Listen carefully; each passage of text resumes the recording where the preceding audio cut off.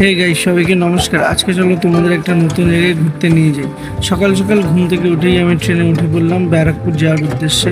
আজকে আমি শুধু একা যাচ্ছি না, আমার সাথে যাচ্ছে আমার কয়েকটা বন্ধু। সকাল সকাল ট্রেনে ছিল অনেক লোক। আমি অবশেষে নেমে বললাম ব্যারাকপুর স্টেশনে। ব্যারাকপুর স্টেশনে যখন নামি তখন 7:51 বাজে। আমার বন্ধুরা কিছুক্ষণ বাদেই আসবে, আমি তাই ব্যারাকপুর স্টেশনে অপেক্ষা করছিলাম।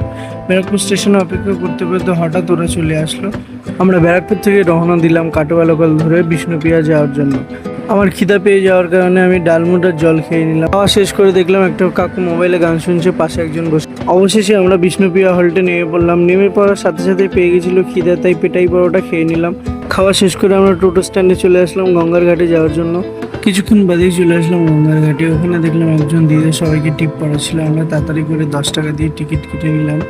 নদী পার হওয়ার সময় দেখতে পেলাম বিভিন্ন বড় বড় লঞ্চ এপার থেকে ওপারে যাচ্ছে। আমার সব থেকে বেশি ভালো লেগেছিল যখন দুটো নদীর জল একসাথে দেখতে পাই। অবশেষে আমরা এপার চলে আসলাম। এবারে আসার পর আমরা বিভিন্ন ধরনের বড় বড় মন্দির দেখতে পেলাম ঘুরতেই।